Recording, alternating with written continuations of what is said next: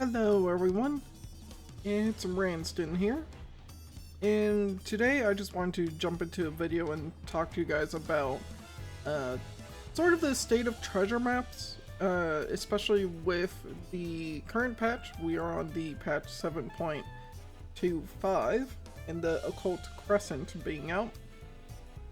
Since everyone is off grinding away the new zone, I'm sure there's a handful of people, probably not a lot, but a handful of people that just don't quite want to jump into the relic weapon grind, and they don't quite want to do Occult Crescent. But you also might be wondering to yourself, like, how can I currently make Gil? And my preferred method has always been treasure maps.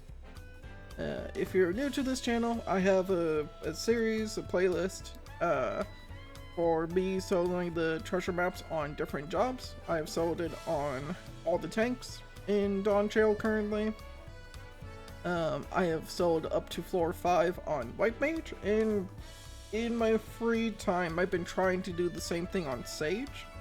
I just haven't had the luck to go through to the 5th floor yet. Now, because of that, it is very evident that with the new gear, you can easily solo the treasure map with, all the tanks and with all the healers as well. The DPS, they could have, but this patch introduced some changes to a lot of AoE skills. They changed around the potency and some burst, and the only one that could consistently do it is Red Mage, but even that's been really rough, especially for me.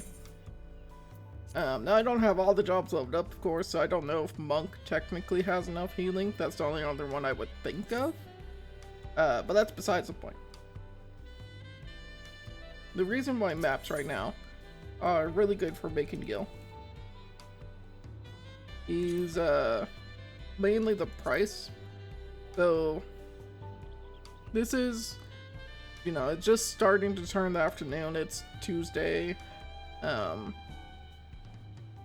So the price on these maps will go down. Typically around Friday, Saturday, prices go back up as more farm parties get going.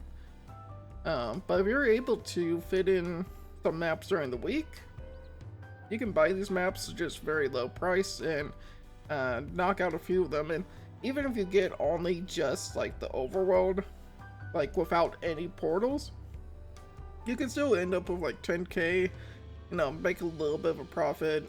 If you're lucky enough, you'll get the what is it? I think it's, yeah, the flexible leather band that drops from the overworld map. So you buy some maps for 15,000 gil, you spend like 20 minutes of your time just soloing those out. You don't get any portals, but you get one of these to drop, and you just make yourself about 500,000 gil. So that alone probably is going to be enough to incentivize some people. Your big ticket item, if you go into the portal, is still the coffer.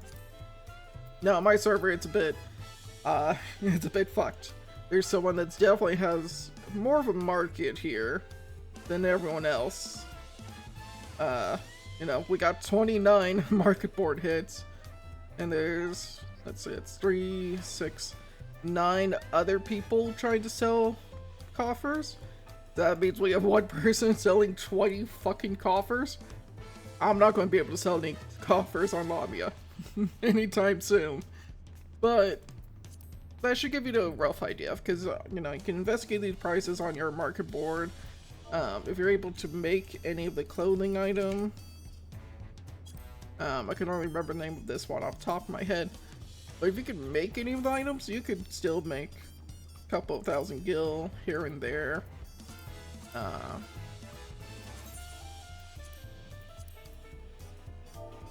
I completely forget what this is made out of, but I believe this item is, let's see, crafting method, thematic. I can never remember that word. Yeah, this is about 70,000 gil per to make one. And you can make it into something of 200k, or you can just sell the item for 70k.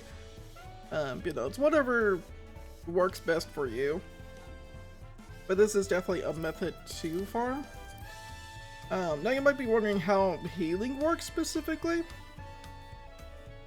Because tanks, like Warrior for example, Warrior can just heal through everything. Gunbreaker has built-in sustain, Paladin has built-in sustain, so you just have to work around your cooldowns. And that's kind of translated to how healing works as well. But you can make things a little bit easier on yourself, such as knowing when's the right time to use repose and put a target to sleep, as this does work on mobs in the treasure dungeon. So we'll actually switch over here, just so I can show some recent footage of me going through the treasure dungeon and just kind of showing off the strategies I use on the later floors. But please forgive me on the audio. I'm not very good on audio balancing just yet, so it might sound just a little scuffed. So I apologize for that. Now, jumping right into things here, in the actual treasure dungeon. When you're trying to do this on a healer specifically, you're going to do a lot of slide casting. Now, technically, you don't have to, but it does make your life easier. You'll notice that I try to slide cast kind of in this rhythm where the boss is approaching me, and by the time I start slide casting, they are trying to auto me, but they can't quite get their auto attack off. Now, here I'm showing off the safer strats for dealing with floors 2 and 4. On these floors, when you get the boss to 70% HP and then later 30% HP, you can put it to sleep. Now, it's important that you keep your dot on it before putting it to sleep, as the dot will still tick away as it's sleeping. If you do it in the other order, you're just going to wake it right back up. But essentially what this allows is for 30 seconds of you to AoE the mobs that spawned in and just get some extra damage in on them. I would also recommend trying to focus target the mob first, just so you can keep track of the timer. You can reapply sleep at least once more. I wouldn't do more than that, so it's a total of like 45 seconds of just free damage on the mobs that spawned in, and it's a lot less health you're trying to manage. Now you could just also face tank it. That is entirely fine if you're able to keep up with the healing. Though I will say for like Astro or White Mage, if you're doing that, do keep in mind that the mob has a chance to cancel your spell casting with its auto attacks. And for that reason, I also don't do any of the special events when I'm trying this on healer. Some of the tanks I'll try, like Warrior, Gunbreaker, unless it's the main Dagoras, the little vial or plantkin. Those I always ignore, but if it's the llama, I'll go for those on my tanks. If it's this guy, I'll go for it on a tank.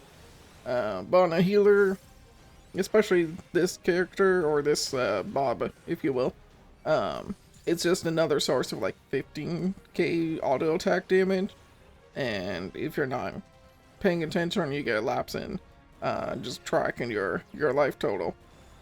They'll just kill you, and that'd be an unfortunate way to lose your run. Now, for floor 3 here, both of these mobs, whatever mob you get on floor 3, it will always spawn in additional ads at 50% HP. Now, obviously the safer way of going about this is just do it one at a time, get one mob and its ad spawned in, AoE those down, probably keep the one that's at 100% HP asleep for as much as you can, or you can just do what I'm doing here and just trying to deal with everything at once. alternating attacks between two mobs get them to 50% HP at roughly the same time. Usually using an AoE skill to get the last bit of damage in, and then just kind of alternating healing spells. You do see that I keep one of the big birds asleep, and that's just because of the auto attack damage. It still is rather high, even with all my healing tools and kit. So I would recommend at least keeping one of them asleep, and then you should be able to AoE and cleave down everything else in the room. Now, as we clear the last few mobs here, just to kind of provide some more proof of concept, this is the floor that is always my target for farming maps. If I can get to floor 3, it's been a good run. Particularly if you get a Figmental Coffer like I did here. Because you can get this coffer with a treasure event, so you can maybe make it out of here with 6 coffers if you want to gamble that hard for them. Or just the one. And I believe even this clip here, I open my inventory, and you can see that even earlier I got a Parasol as well, which also sells for like 200 to 300k right now. So it's just, this map was one I did the other day on Monday. So I had to pay like 9k gil, and it's taken me about 30-ish minutes at this point of my morning. And I have the potential to make about 3.5 million gil from this treasure dungeon alone. So that's why for me right now it's my preferred gil farming method. Your results might be different, they might be better, honestly. My luck has been kind of terrible the last few weeks, but hopefully this helps kind of inspire other people out there to give this a shot, challenge yourself, and ultimately enjoy gil farming. And I just wanted to wrap up the video over this last little bit here, from the attempt that I tried this morning. First of all, if you've watched to the end of the video, I really appreciate it. I know I'm kind of well, I guess I don't really know how to really label myself, if you will, with the online creator space, as I don't think I'm particularly great at explaining all of this kind of stuff. But I hope you enjoyed. If it's inspired you, or if it's helped you kind of think about like, hey, what's some other stuff I could do on this job that I haven't tried to do before, let me know in the comments, and especially let me know if you try your own hand at treasure maps and just how far you go. Would I recommend soloing this? Truthfully, if you can get a couple of pals to help you out, it's gonna go like 10 times faster. But if you also want all the loot for yourself, hey, I get it. You go get that loot. But finally here, I just want to say thank you everyone for helping me reach 50 subscribers. I truthfully thought that would take me like well over a year, because you know, just a lot of, I don't quite think I'm doing anything correctly.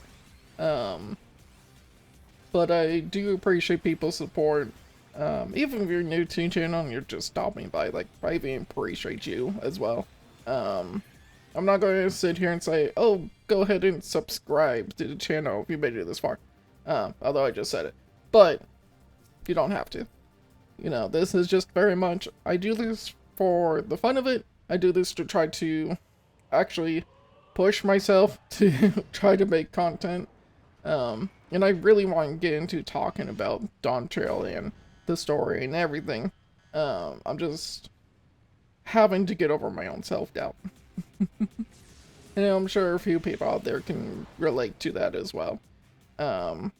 So hopefully my next video will be out soon, and well, I'll see you all later. Take care of yourselves.